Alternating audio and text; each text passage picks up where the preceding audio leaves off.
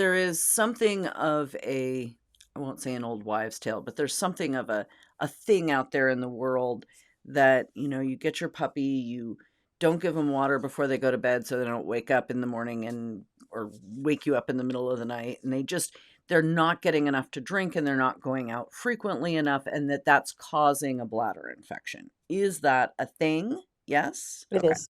Mhm. It is, because if they're not voiding their bladder frequently enough, then the urine is sitting in there for too long a time period.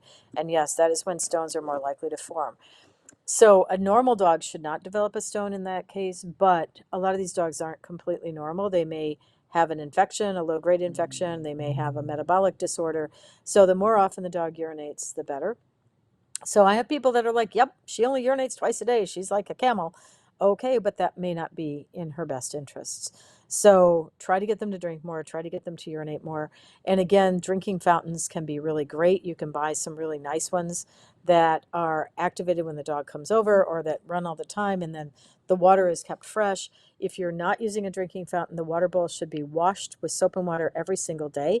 I know that sounds like a drag, but it's super important. You can throw it in the dishwasher with your dishes. You can do it by hand, but that daily washing can be really important in removing the biofilm and making the water continually taste better. And if it's fresh and it tastes good, the dog is more likely to drink well. It should be kept filled. It should be available to the dog most of the time, unless you have a reason not to have water in front of the dog all the time.